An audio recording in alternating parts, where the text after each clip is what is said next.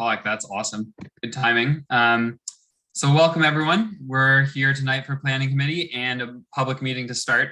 Madam Clerk, can you give us the front matter, please?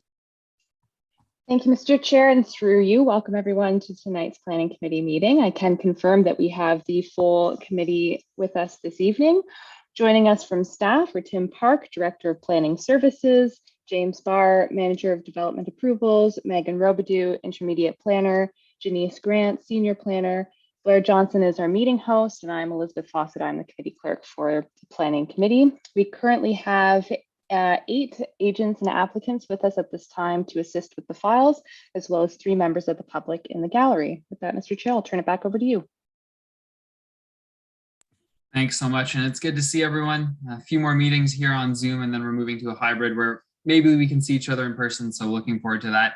But as I said tonight, a public meeting and then 1 agenda item. So I'm going to read the notice of collection for the public meeting, and before I do that, I just wanted to recognize Mr. Barr, who cleaned up some of the language. So for those of you that follow at home, hopefully this is a bit more clear about how we actually move through the meeting tonight. So this is the notice of collection on page 2 of the agenda. Personal information collected as a result of the public meetings are collected under the authority of the Planning Act and will be used to assist in making a decision on this matter. Persons speaking at the meeting are requested to give their name and address for recording in the minutes. All names, addresses, and opinions and comments may be collected and may form part of the minutes, which will be available to the public. Additionally, interested members of the public can email the committee clerk, who we just saw, Ms. Fawcett, or the assigned planner if they wish to be notified regarding a particular application. Questions regarding this collection should be forwarded to the Director of Planning Services, Mr. Park. Public meeting reports. The first portion of tonight's meeting is to present planning applications in a public forum as detailed in the public meeting reports, which are available on the city website. These reports do not contain a staff recommendation, and therefore no decisions will be made this evening. Following presentations by the applicant, the meeting will be open to the public for comments and questions. The second portion of tonight's meeting is to consider comprehensive reports. These reports do not contain, or do rather, contain the staff recommendation, and the recommendation is typically to approve with conditions or to deny. After the planner's presentation, committee members will be able to ask questions of staff, followed by members of the public. Following the question and answer period, the committee then makes a recommendation on the application to City Council, who has the final say on the applications. Following a council decision, notice will be circulated in accordance with the Planning Act. If a person or public body would otherwise have an ability to appeal the decision of the Council of the Corporation of the City of Kingston to the Ontario Land Tribunal, but the person or public body does not make oral submissions at a public meeting or make written submissions to the City of Kingston before the bylaw is passed, the person or public body is not entitled to appeal the decision. So in short, we welcome participation tonight and are glad that we can look at these files together. And with that, we will look at the public meeting for the official plan and zoning bylaw amendment for 411 Wellington Street. And we'll look to staff for comment on that to start. Good evening through you, Mr. Chair. Can you hear me okay? Great. So notice was given in accordance with the Planning Act as detailed in the public meeting report. 3 pieces of written correspondence have been received regarding this application, which have been included in the agenda package and addendum. This is the statutory public meeting held under the Planning Act. The purpose of this public meeting is for the applicant to present their proposal to the public and Planning Committee. This format allows members of the public and Planning Committee to ask questions of the applicant regarding their proposal and gives the applicant an opportunity to respond to those questions. As part of this public meeting, planning staff have prepared a public meeting report summarizing the proposal. It should be noted that no recommendations or decisions are being made this evening regarding this report. Planning staff are in attendance this evening to record the questions that are being asked of the applicant and to address technical questions regarding the planning process. The questions asked by the public and Planning Committee, along with any written submissions, will be addressed by planning staff within a future comprehensive report. After the technical review and assessment of the proposal by the city has been completed, planning staff will bring a comprehensive report with recommendations back to Planning Committee at a future date. That's all from me. Thank you, Mr. Chair. Thank you so much. And now we'll hear from the applicant. And we'll shoot to have this done in 15 minutes and then turn to the members of public for questions or comments. So I see the screen is up and I'm not sure who will be taking over from here. Excellent. Thank you very much. My name is Tess Gilchrist and I'm a planner with IBI Group in Kingston. The address is 650 Dalton Avenue. Next slide, please. Excellent. Thank you very much. And yes, I will endeavor to keep it to maximum of 15 minutes, give or take 30 seconds or so. Hope we can have a bit of grace. We're here this evening for the statutory public meeting associated with applications for official plan amendment, zoning bylaw amendment, and draft plan of subdivision, which were filed in March. And we've received the first technical review comments package. We also held a virtual community open house on June 15th, where we reviewed the proposal and responded to questions from members of public in attendance. After this meeting tonight, the development team will begin coordination to address all staff and public comments received to date and make a comprehensive resubmission to the city, and all our revised materials will be uploaded and available on Dash. Next slide, please. 411 Wellington Street is located in the village of Berryfield, which is an historic residential neighborhood bound by the Cataraqui River to the west, Highway 2 to the south, and Highway 15 to the east and north. The village of Berryfield was designated a Heritage Conservation District under Part 5 of the Ontario Heritage Act in 1980. Next slide, please. The property, the subject property, is 2.5 hectares in size and has approximately 150 meters of frontage on Wellington Street. It's located on the north side of Wellington Street, west of Highway 15, and is the former site of the J.E. Horton Public School, which is now demolished. And the site is currently in a natural state with varying levels of vegetation and a gravel parking lot. The layout for the subdivision is shaped by the direction provided in the Berryfield Heritage Conservation District Plan. You'll hear me call it the HCD, with respect to lot sizes, road circulation, and park space. The proposed development consists of a 32-lot residential subdivision intended to accommodate single detached dwellings with attached or detached garages that will meet the design requirements of the HCD plan. There's also a central park of about 3,000 square meters or 0.3 of a hectare proposed in the center of the subdivision. A municipal road with a right-of-way of 14 meters is proposed, which is intentional to keep with the traditionally narrow road cross sections of the village. There's also a 5-meter wide rear lane, such that 8 of the proposed lots have a rear lane entry. Next slide, please. Despite a lot of variation in building massing, materials, and setbacks, which is arguably what gives the village its character, there are a number of unifying built form features. So the massing study here illustrates the various building typologies found within the village, and this is really what informed the demonstration plan for the subject property. A heritage impact statement was prepared by Andre Scheinman, who's here with us this evening, to assess the impact of the development on the heritage character, as well as the design criteria for the former J.E. Horton Public School site. Matters such as the alignment of streets, narrow cross sections of the road, and conserving significant views were also assessed. Next slide, please. The demonstration plan illustrates how the proposed 32 residential lots are capable of accommodating building envelopes with a built form that is consistent in scale and massing to that of the surrounding neighborhood, as well as providing a sympathetic streetscape. The sample building envelopes shown on the demonstration plan do meet the design criteria of the HCD, as further detailed in the heritage impact statement. The demonstration plan illustrates potential dwelling layouts, but of course is just demonstration at this point in time. It's not intended to be a firm plan of what will be constructed. There's flexibility there.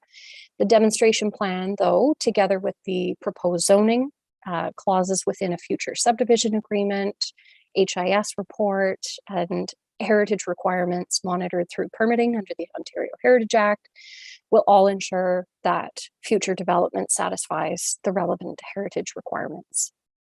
Next slide, please. The traditionally narrow road cross sections of the village are part of Berryfield's cultural heritage value.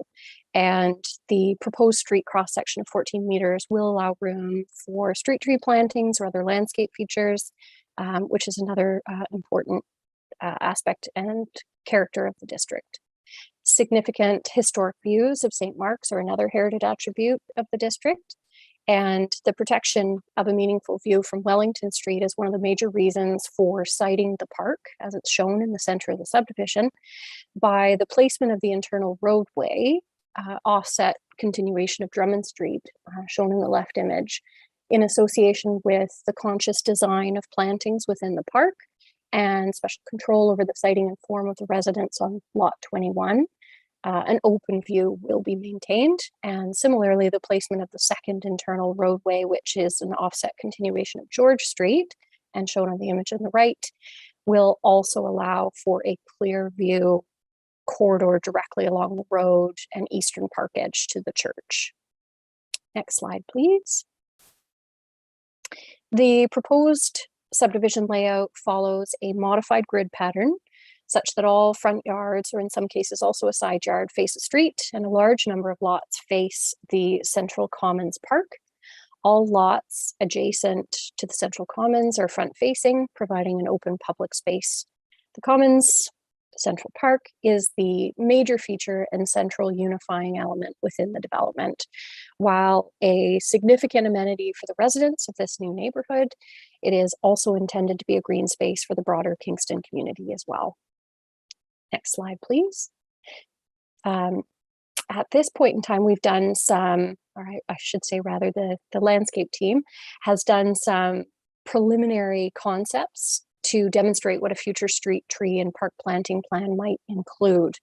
And so the street trees would be of an appropriate size and species would be similar to what is found within the existing neighborhood.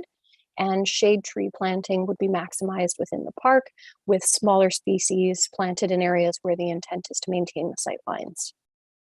Next slide, please.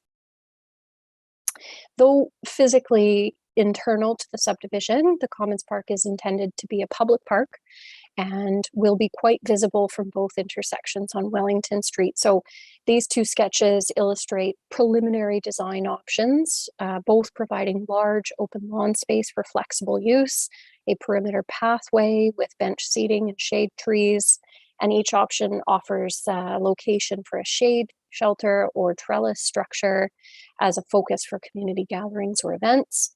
And also noting, of course, both options include a connection through to St. Mark's Church to the north. Next slide, please. The proposed residential subdivision is consistent with the uses intended in the OP's residential designation, but an OPA, an official plan amendment, is being sought to recognize the proposed residential density of 20 residential units per net hectare, whereas the official plan requires a minimum of 22 dwelling units per net hectare for new development within existing built-up residential areas. Also, an application for zoning bylaw amendment is required to place the subject lands in a site-specific residential zone to permit the development of single detached dwellings. And an application for draft plan of subdivision is also required to create 32 lots and 3 blocks by plan of subdivision. Next slide, please. The proposed development is consistent with the policies of the PPS. The proposed residential intensification and efficient utilization of land contributes new dwellings within the urban area and makes use of existing public infrastructure and facilities which have sufficient capacity to support the development. It also supports transit and active transportation minimizes stormwater runoff volumes, and does not negatively impact cultural heritage resources. Next slide, please. At a high level, the subject property is located within a housing district on the city structure Schedule 2, is designated residential on land use Schedule 3A, and is located within the Berryfield Heritage Conservation District on Schedule 9. Next slide, please. The former township of Pittsburgh zoning bylaw places the property in a site-specific institutional I-8 zone, which regulates the use of the site for the former J.E. Horton Public School. So under the existing zoning, until the appeals of the new zoning bylaw are finalized, we would seek to rezone the property to a site-specific residential type 2 zone, which is consistent with the residential area and would be an appropriate zone for the proposed development. Next slide, please. The new zoning bylaw does not apply to the subject lands given the legacy site-specific institutional zoning for the former school. However, it is anticipated that the proposed zoning bylaw amendment, depending on the timing, of course, would bring the property into zoning bylaw 2022-62 and rezone the subject property a site-specific Heritage Conservation District 1 zone to permit the proposed singles within the subdivision and site-specific provisions as well. Next slide, please. I know there's a lot of information on this slide. I'll give a fairly high-level overview, but note that all of this information is in the planning rationale that is on Dash as well. So although the requested amendment is to the current zoning bylaw 3274, while the new zoning bylaw is under appeal, the proposed zoning provisions that are being sought follow the direction provided for the new HCD1 zone. So the table shown here compares the R2 zone in the former Pittsburgh Township zoning bylaw with the existing I-8, as well as the provisions of the HCD1 zone in the new zoning bylaw, as well as the highlighted column is what's being proposed with the subdivision. The proposed development for singles is for lots with a minimum area of 370 square meters and frontage of 12 meters. These provisions are consistent with the minimums of the HCD zone, but I would also note that the majority of lots being proposed have an area between 440 and 485 square meters and frontages that range from a minimum of 12 meters up to 15 meters and a little bit above. The lot depths for most of the lots are 30 meters, and proposed rear, interior, and exterior side yard setbacks are all consistent with the HCD zone. And it's also anticipated the general provisions relating to parking location, open space, and accessory structures would apply and further regulate lot development. A minimum front yard depth of 0 meters for interior lots and 2 meters for corner lots is requested to allow buildings to be closer to the street and to be consistent with the character of the district. Next slide, please. With respect to lot coverage, the proposed zoning does request a 45% lot coverage, and this is in response to finding a balance for anticipated building forms, in the sense that we're proposing a reduced height limit of 8.5 meters from the 12 meters that's permitted in the HCD zone. And it's anticipated that 1-story dwellings could be built or 2-story homes without basements, which could result in a larger footprint and therefore lot coverage as well. Next slide, please. Draft architectural codes have been prepared for this subdivision. They were prepared by Schultz and Zabeck Architects together with City Flats and Andre Scheinman.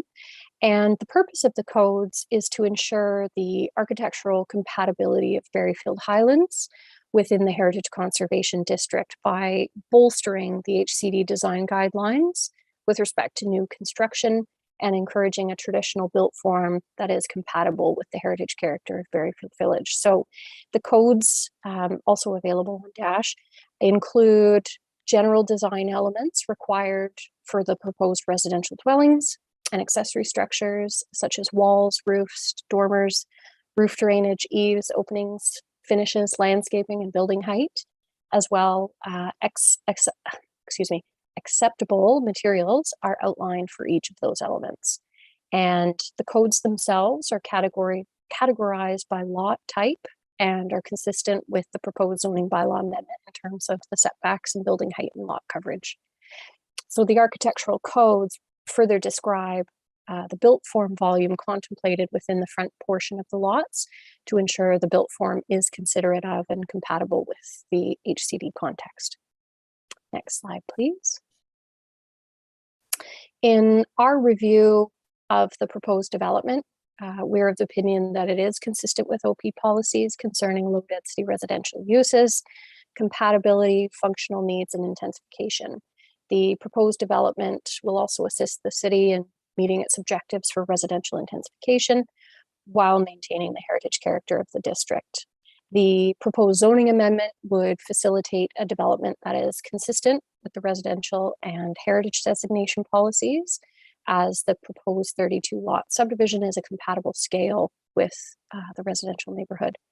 And the architectural codes would also ensure that new development is respecting cultural heritage resources and Berryfield HCD policies, as well as overall urban design objectives for new residential lots and communities. The subdivision design also meets the functional needs of future homeowners, including pedestrian-oriented streetscapes, proximity to transit stops on nearby Highway 15, as well as considerations for parking, a central park amenity area, and adequate servicing. Next slide, please. The proposed development is consistent with the policies of the PPS and conforms with the policies of the official plan, as the subject lands are located within a heritage conservation district. A heritage impact statement and other supporting analysis has also been undertaken to analyze the proposed development. The conclusion of these and other required technical studies is that the subdivision as proposed can be supported.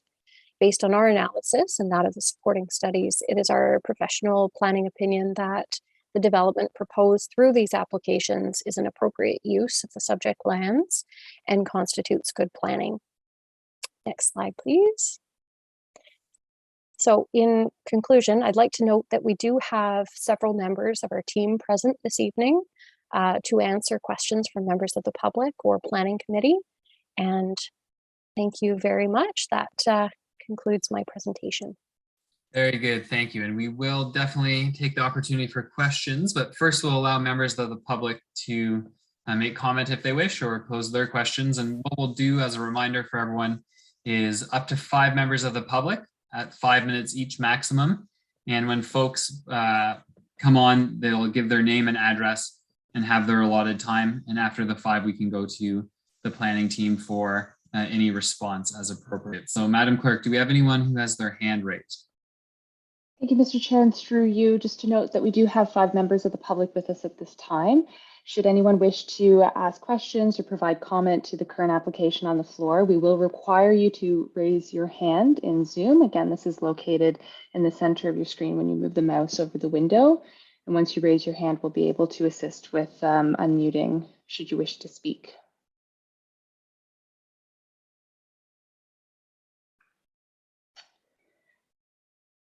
Another call for anyone who would wish to speak to the current application. If you could please raise your hand in Zoom. And Mr. Chair, we have currently 2 hands up, so we'll start with David Craig.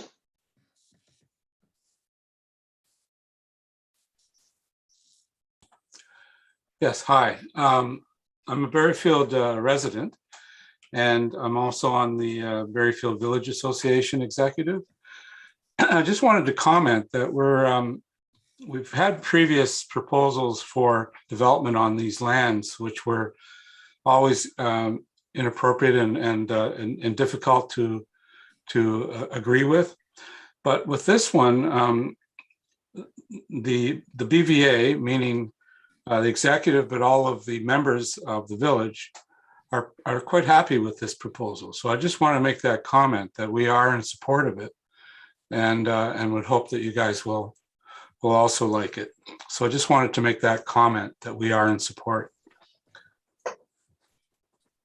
Thank you, Mr. Craig. And before we lose you, we need your address, please. Oh, sorry. Yes, it's David Craig, 262 Main Street, Berryfield Village, K7K 6W4. Thank you very much. Madam Clerk, who's next? Mr. Chair, next to speak is Julie Murphy. Good evening. I think that you've done a great job with the proposal.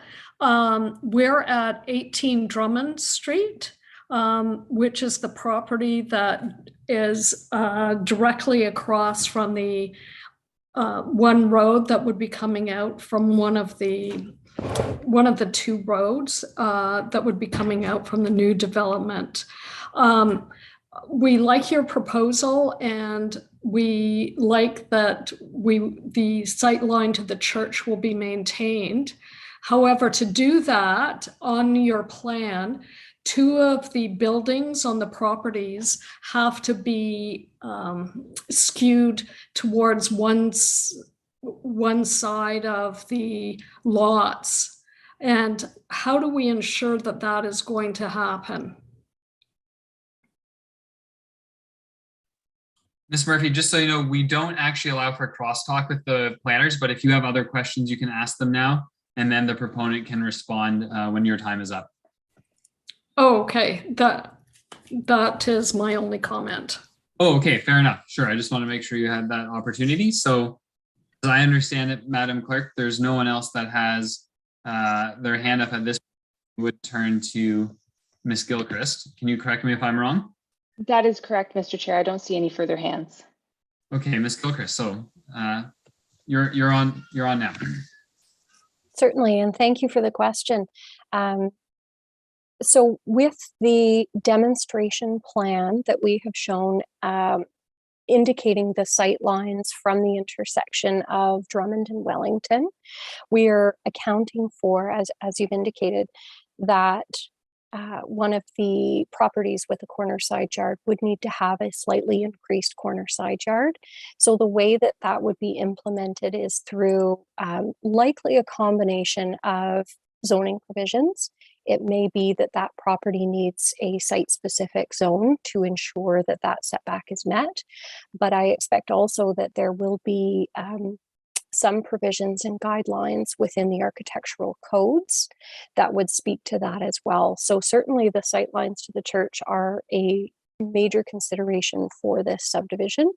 And there will be several complementary mechanisms that ensure the built form respects those sightlines. Thank you very much. So with that, we'll move into committee for questions, but I'm going to ask the Vice Chair, Councillor Hill. If you can hear me, can you take this? I hear a little toddler melting down in my house and I need to quickly go check if everything's okay. Sure, I will take it. Are there any questions from committee? Councillor Neal?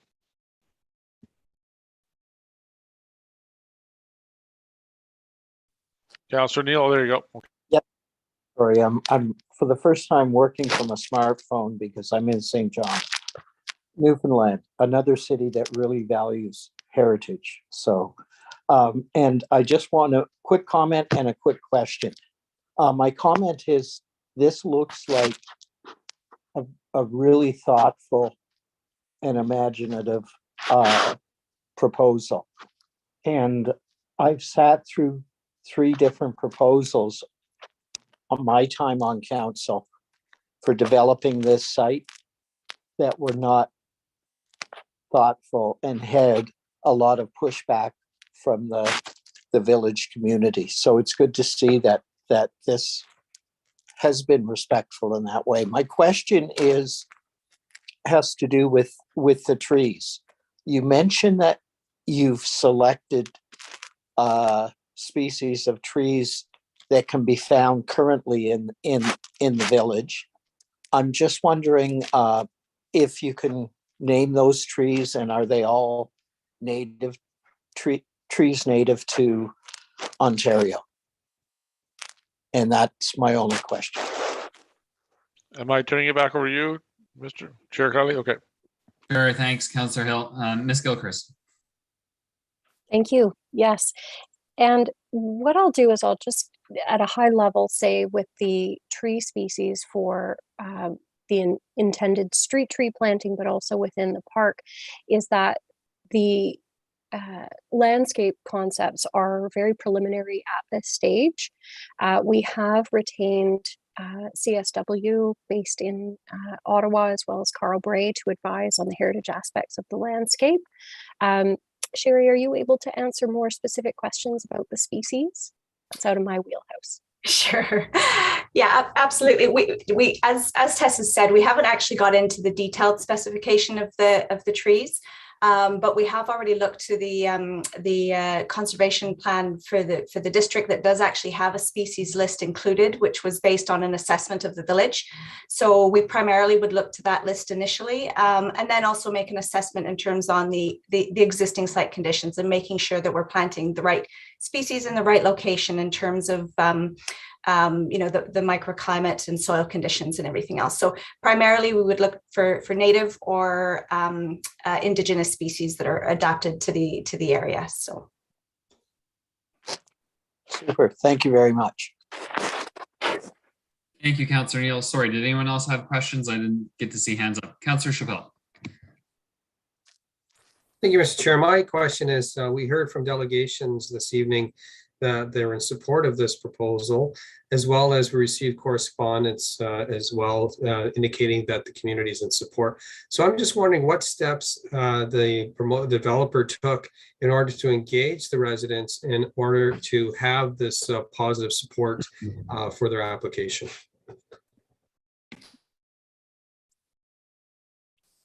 If I can just speak to that briefly, and then I'll pass it over to Pete so that he can speak for himself. But from my perspective as the planning consultant, I think what Pete has done exceptionally well is to engage with the community every step of the way.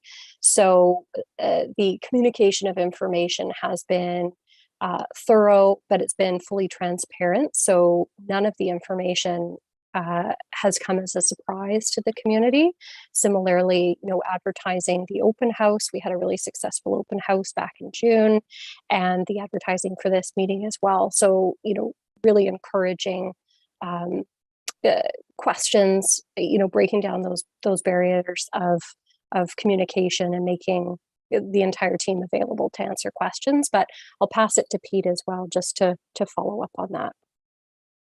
Yeah, thanks, Tess. So I'm not able to start my video here for some reason. I've been booted, but anyways, yeah, the communication part. I mean, even before we offered to purchase the property, we did reach out to the people we could find on the Berryfield Village Association website, and that sort of snowballed from there. That got us in touch with the people in Berryfield, and then eventually. With Christine Sipnowich, who was able to sort of help disseminate some information. And we had a few discussions with them early on. We were with Andre from the start and had some discussions, but it was really, an open, transparent discussion with everyone there. And after a number of meetings and discussions and iterations of plans back and forth with Ray's drafted plans by hand, that we bounced ideas back and forth really. Collaboratively, trying to understand what's important and how something like what we're proposing could be successful in the village and what's important to maintain in the village could be achieved. We eventually formed a steering committee with a number of members within the BVA. So we've got, I guess not only the BVA, but other members of the community. So we had, I want to say about 6 individuals who were part of a steering committee that literally met a number of times over Zoom through COVID to, really bounce ideas back and forth. So we had, I would say, these are ballpark numbers. I think we had 3 people from the village itself. We had Shirley Bailey from the Frontenac Heritage Foundation, Helen Finley from, downtown, who's, if you've been around heritage stuff in Kingston, you've probably met and spoken to Helen. And then we had Don Taylor, who sits on the committee at Heritage Kingston as well. And literally bouncing ideas off of each other, and we were presenting things as they were coming off the press just to understand the feedback, and it was a very successful exercise for all of us. I think everyone felt part of it, and the ideas that were contributed from many different fronts were incorporated in different ways. So yeah, it's been great, and even to that, we were at St. Mark's this past week and had a good discussion with them about how, you know, the project we're doing next door can integrate well with them, and how that foot traffic from the village, which is important to the heritage aspects of the village itself and the church, are maintained, so that there's a purpose to the path and the connection between those two properties. So we're working with them to establish that path and how that connection happens on a more detailed level. So we'll work with a number of the church council staff, church council, as well as Reverend there, to establish a good way to connect the two properties. So yeah, I don't know, we're from Kingston. We understand that it's an important site, and there's lots of there are many important heritage attributes that need to be maintained and preserved throughout anything that happens on the site. So I mean, it was a collaborative approach. That's how. Well, listen, I just want to applaud you for taking that approach. This is one of the first times I've seen on planning where we've had such a collaborative and supportive response from the community that would be benefiting from this new development. So thank you very much. Hopefully some other developers might take this lead and follow. I appreciate your time, and I do support your project. Thank you. Thank you. Thank you. Councillor Hutchison, I saw your hand. You did indeed. The good hand. So I echo some of the other previous remarks from the councillors. You can follow the reasoning behind this development through the report, and trying to make this compatible with the Heritage District is really appreciated, I think, probably by all of us. I have one central concern, and that is, I'll start off by asking a question. Do the planners know, or does anyone know, what the current density of Berryfield Village is?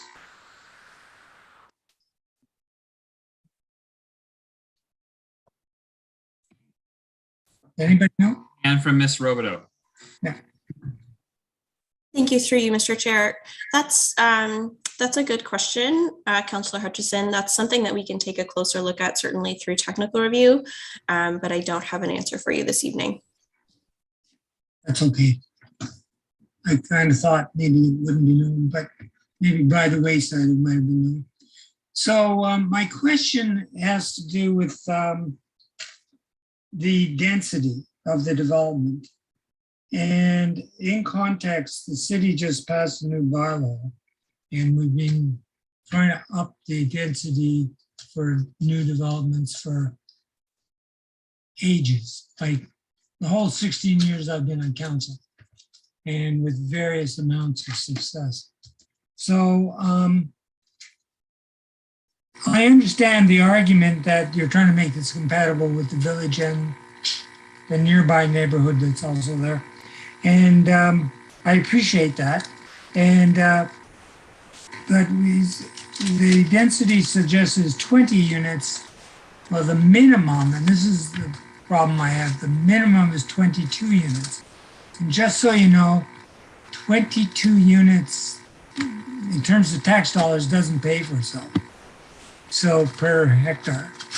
And that's why it says in the official plan 37.5 units per hectare, which would nominally support a transit system and even a higher density for infrastructure and asset management reasons. Anyway, staff know all about that. So I'm just wondering if, I know this is a balance of concerns and elements, so I'm just wondering if it's possible that we can bring the density up to 22, so we can say we met the minimum, and under these specific conditions, we, heritage conditions, we find it allowable, and so on.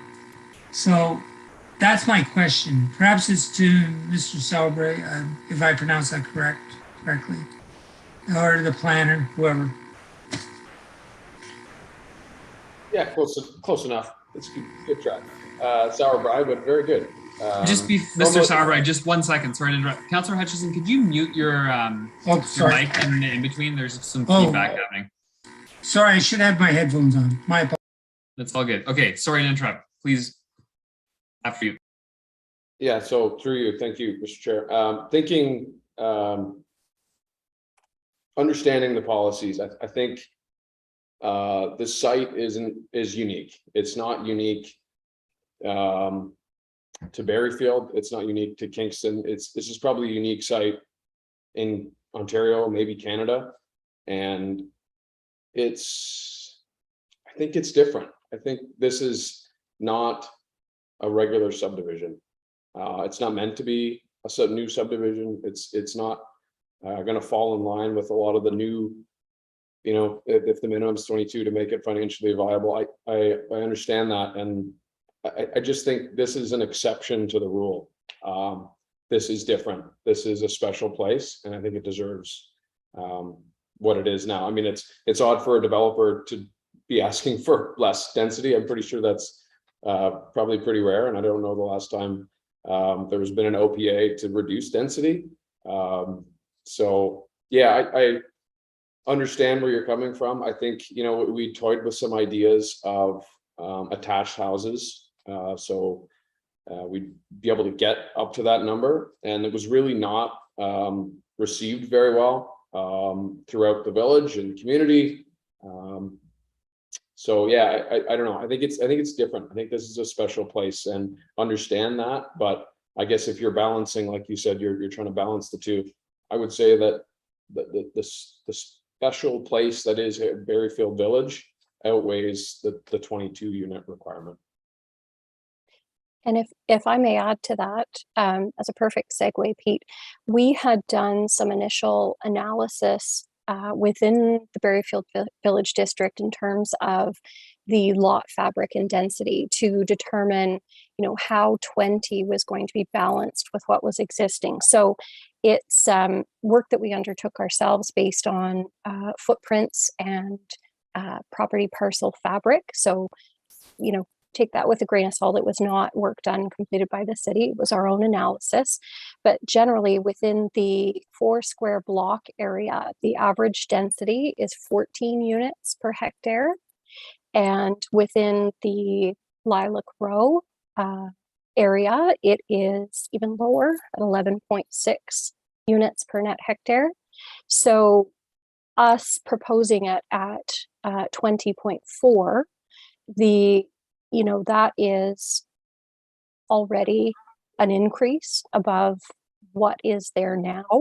And so, as Pete said, this is a very unique situation, and it's such a precarious balancing act of recognizing what that existing character is and the scale of development, that it was a really fine line of determining how many lots fit, both from a scale and density perspective, but also, a functional layout in determining lot sizes and frontages. So by adding the equivalent of another 3 lots, that would really start to compromise the frontage in areas of the proposed 32 lots. But it is something that, we can continue to look at or review further, or provide further rationale for as Pete said, the reduction. Is not a typical request for an amendment to reduce density, but again, this is a very unique situation.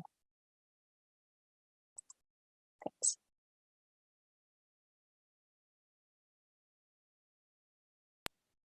Okay, so I appreciate those remarks, and I think from my remarks before, I knew that some kind of balancing is taking place, which takes place in planning as a general rule. We do get requests in essence for reductions, not in special cases like this. There is a difference. So I appreciate those remarks. For marketing reasons and so on. And developers that, I'm just making this clear, developers who want to develop a less density. So problem is, it doesn't suit the city in terms of its sustainability. So I'm just going to hopefully, my question is further, like, perhaps it sounds like you may have thought of this already, but I wondered if there was any way in which by different form or different organization you could get that 2 units. I'll tell you why this is really important. 'Cause 3 this seconds, is, Counselor. yep, this is minimal, okay, the 22. Not historically, like Berryville Village, but we've just passed that new bylaw, zoning bylaw. And now we're saying, okay, exceptions. So that is a bit problematic. I recognize the arguments given, but I do hope staff looks closely at this. Thank you. Perfectly timed, 5 minutes on the nose. Counselor Osanek, did you have your hand up? Again, sorry, I didn't see the list. Okay, Counselor Hill, I just have one question, so if you could quickly take the chair. Take the chair and recognize you. Thank you. My question is through you to staff about density as well. Just wondering if additional units were proposed or to be added into the green space, they call it the commons in the middle here. Would that change any zoning bylaw regulations for the amenity space required on this site? Like, would adding additional units actually jeopardize other provisions that are required? Ms. Robideau? Sure, thank you, and through you, Vice Chair. My understanding, and I'll certainly invite Ms. Gilchrist to speak to it, but my understanding in terms of the history of this site and the various site configurations that have been considered is that the park has been located where it is in order to preserve views of St. Mark's Church. And so by integrating additional lots in that location, those views would be compromised. That's my understanding of the justification for the location and size of the park. But I'll certainly invite Ms. Gilchrist or other members of the project team to jump in as well. Ms. Gilchrist? Thank you. Yes, that's correct. The park is located there to preserve the sight lines, but it also provides an open space and an amenity space for the residents and the broader community, which is also part of good subdivision design. It is also part of the parkland dedication as part of the subdivision process that is actually being dedicated to the city as public park. So that is another aspect of it as well. I'm not sure if anyone else from the design team wants to speak to the balance of the parkland or has anything further to add. Pete? Ms. Robideau, do you have your hand up? I do, but I can certainly go after Mr. Sauerbrey. Mr. Sauerbrey? Yeah, I don't have much to add, I don't think. I mean, just the way the topography is on that site does cause problems. I mean, we played around with different, where houses would fit or how this development could shake out. And I think one of the staples of what makes this work is that, central commons there. It's meant to be substantial. It's meant to be so that there is connection to the church as there's supposed to be in the village, in the history of the village. Meant to be a green space to be used. I think traditionally, not traditionally, but more recently, people have been using that land as sort of a public park. I mean, it's been a public school in the past, so there was some feeling of attachment for the community that they were able to use the land anyways. So I think taking that away or minimizing it so that it's not a usable space detracts from the community as a whole. Mr. Scheinman? Yeah, I just wanted to add that the special nature of the place is inherent in it being part of Berryfield Heritage Conservation District. It's right within the boundaries, and so as much as density is certainly very important, and applaud the city for reinforcing that. here we're dealing with, as Pete said, a unique situation, the sort of major extension of the residential side of a Heritage Conservation District. So in talking about that balance, here, to my mind, I guess, from my perspective, the balance, has to be toward the appropriateness of the development to the heritage context.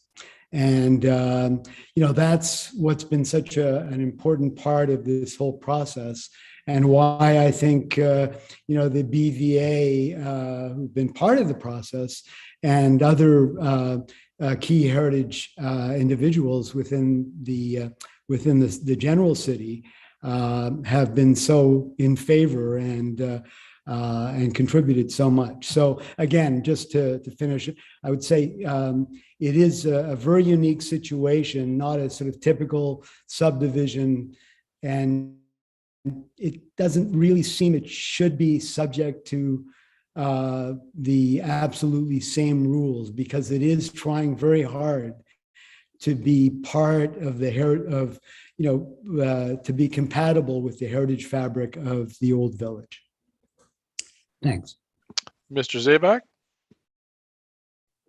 Yes, hi. Just one aspect of the design of that common was we really were trying very hard to populate that site with enough houses to support Pete's plan.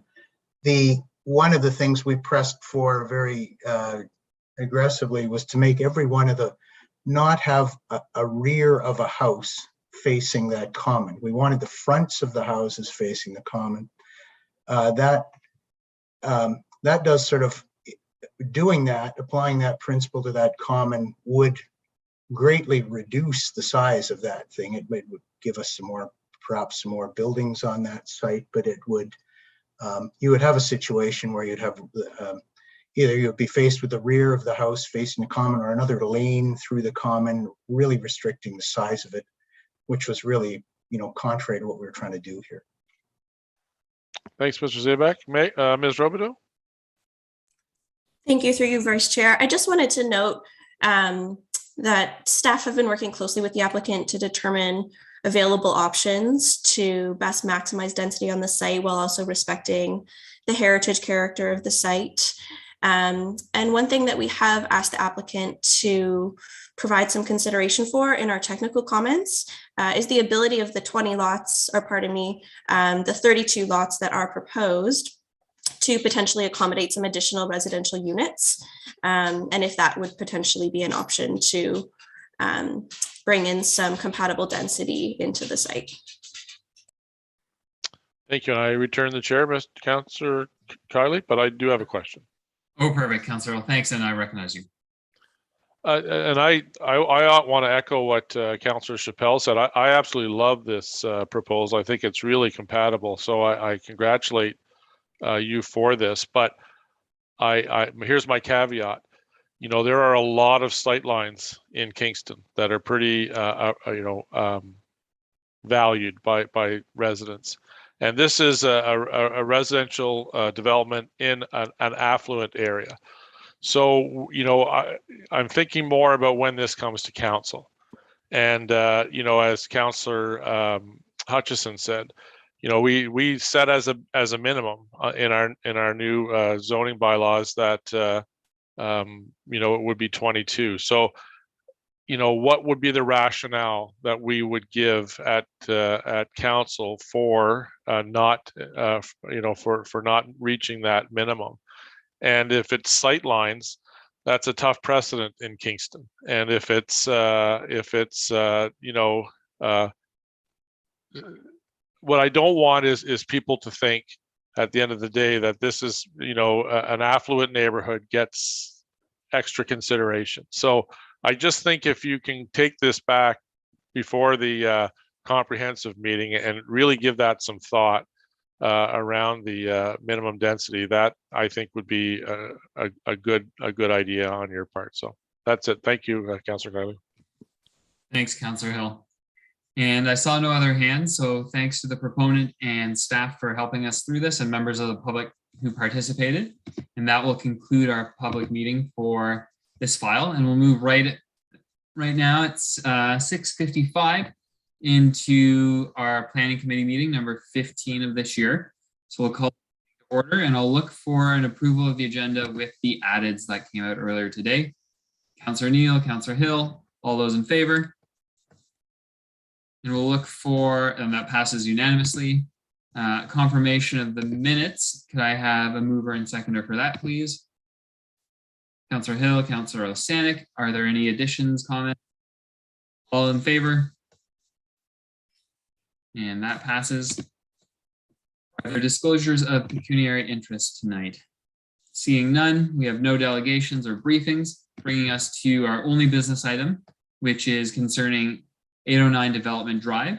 And before we get into that, we'll look to staff for comment. Mr. Burr. Thanks, and through you, Mr. Chair. Tonight's application is for a final plan of condominium. This is Lindsay Stamen's file. She is unfortunately not be able to make it tonight, so I'll be giving the presentation. This isn't a typical application we would see under the Planning Act, so notice was given tonight to the email listserv of persons who were interested in this property while it was undergoing development, but it did not undergo a formal 120-meter circulation, as this is under the Condominium Act, not the Planning Act. Next slide, please. So the location of this site is at 809 Development Drive. There is a 6-story apartment building also located behind this building, but this is specifically dealing with the 3-story row of townhomes that front directly onto Development Drive. So this property is located on the south side of Development Drive, west of Gardner's Road. Next slide, please. It is currently developed with a building that contains 18 residential units in a stacked townhouse format. So there are kind of 6 townhouse blocks within it, and within each of those are 3 residential units. So 1 on the ground floor, 1 on the main floor, and then 1 that takes the upper 2 stories. What you're looking at here is existing pictures of the site. So on the left-hand side, that is the building as it fronts onto Development Drive. And on the right-hand side, those are pictures of the rear of the building from the parking lot. Next slide, please. The site is designated residential in the official plan, as well as the environmentally protection area. Next slide, please. And it's wholly zoned a high density residential R445 zone. So the site specific zone details a lot of the parameters for this site, including the maximum number of units and the unique format, which is not contemplated by our bylaw, which is stacked townhouses. This site-specific exception is being carried forward under the new Kingston zoning bylaw as legacy exception 41. Next slide, please. This site has undergone a multitude of approvals, including a zoning bylaw amendment, a couple minor variances, and site plan control, all of which have been approved, and building permits and occupancy permits have been issued for this building. Next slide, please. This is a site plan showing the development on its site with the townhouses at the front and 30 parking spaces at the rear. So it's 28 regular and 2 accessible, as well as their garbage area and their snow storage area. Next slide, please. This just gives you an indication of the elevations of the building that were processed through the site plan control application. Next slide, please. So the purpose and effect of this application is to establish a condominium on the site, comprised of 18 townhouse units and 30 parking space units, as well as the common elements. So the common elements for the site include the shared ownership and maintenance of your surface parking areas and aisles, the landscaping, the utilities associated with the site, and any underground servicing, as well as stormwater management features and the long-term maintenance of the site. So this would be registration of the condominium plans and condominium agreement. Next slide, please. This just gives you a basic indication of the survey that was prepared to delineate the plan of condominium. For a better image of this, it is available within the planning report. It is Exhibit G in that planning report if you want to see it in closer detail. Next slide, please. So as I mentioned, we did do public notification for this and we have received no correspondence to date. Next slide, please. So the recommendation this evening is to exempt the property from the draft plan of condominium requirement, to approve the final plan of condominium, and to execute the agreement associated with it, and that the bylaws be presented to council for all 3 readings. For the first bullet point, it might jump out as you that we're exempting them from a draft plan of condominium requirement, but through the Planning Act and Condominium Act, for an application that's gone through extensive other applications which would deal with all of the site elements typically found in a draft plan of condominium state. So that's either a site plan control application or plan of subdivision process. You can exempt them from that earlier process because all of those details have been required. So that's why that specific recommendation is there, is that they have all of their site works handled and can proceed right to final plan of condominium. And that concludes my presentation. I'd be happy to answer any questions. I believe Mark Tao for the applicant's team is also with us this evening, should there be any questions for him. Perfect. Thanks, Mr. Barr. And committee, you have time now to ask questions, but you could also do so when it goes on the floor. So, oh, I do see movement. Councillor Neal, after you.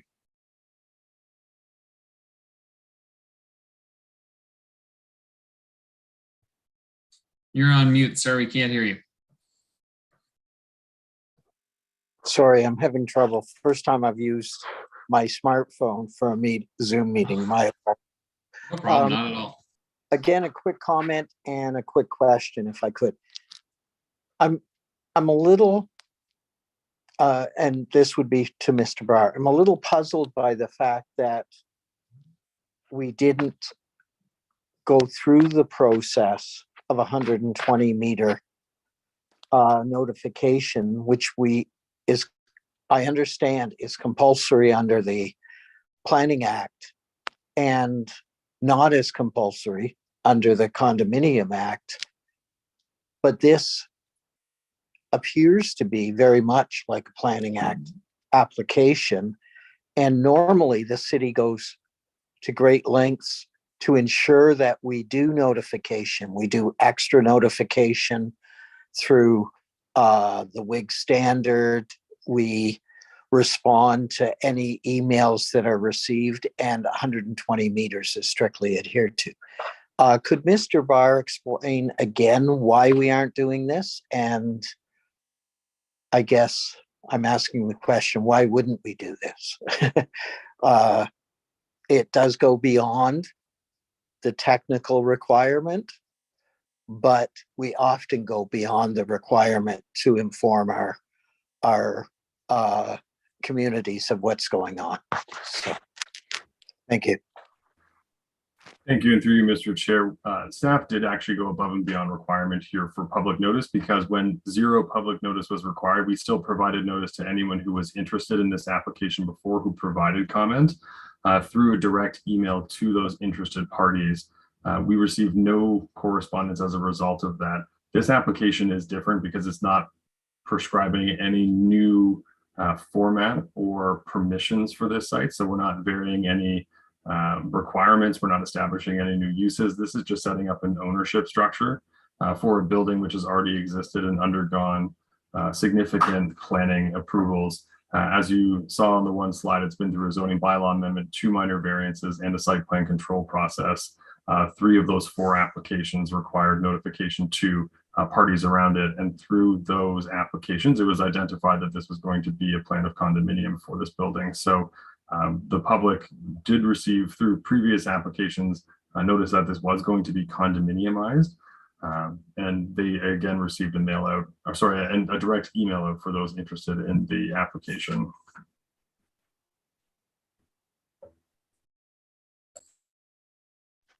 Sorry.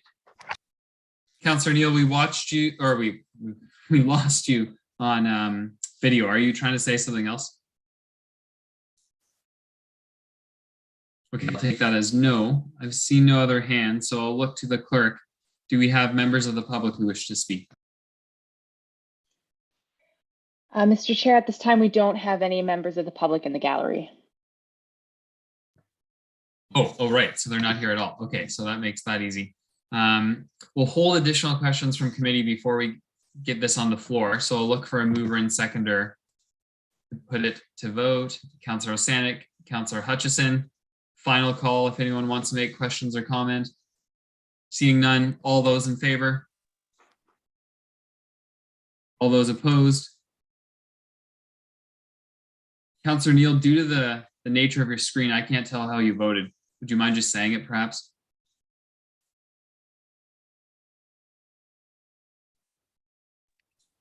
Yeah, I'm sorry, I'm having trouble with my smartphone isn't too smart tonight. Can you hear me? That's fine. Yeah. So we just voted. Were you in favor? I'm in favor of the project. I'm still somewhat, it takes so little to do 120 meter. Okay, we're calling the vote though. So yeah, we'll try it again just so I can see. I'm in favor of the project. I'm in favor. Thank you. So that passes unanimously. Thank you, folks. So tonight we have no other motions, no notice of motions, I presume, or other business. There is correspondence, and again, pointing to the added, there's additional correspondence. The date of the next meeting is actually a day, and I know that myself and perhaps a few other committee members cannot make it actually. So I'm looking, Councillor Chappelle, I'm going to put you on the spot. We're trying to count up quorum. Are you here next week? Just can't hear you. It was not my intention, but for neat quorum, I'll make sure I try to be there. Okay, and we can confirm through the clerk, but I'm just doing a bit of homework, which I know is untraditional. Councillor Osanik, you can be there. Yes. Councillor Hutchison, you're good. And I know myself and Councillor Hill are not able, and Councillor Neal, we can confirm because it looks like we've lost him. Madam Clerk. Mr. Chair, if I may, I just wanted to let Councillor Chappelle know that because we're going to be down 2 members, we will need all 4 members for the entirety of the meeting, and just to ensure that that would be feasible. So as soon as we lose one of the councillors, we will have to adjourn. So just putting that out there as a consideration. Okay, thank you for that, Ms. Fawcett. And again, sorry to put people on the spot. With that, we'll look for a motion to adjourn. Councillor Osanik, second by Councillor Hutchison. All those in favor? That passes. Thank you, everyone. Enjoy the evening and see you soon. Bye.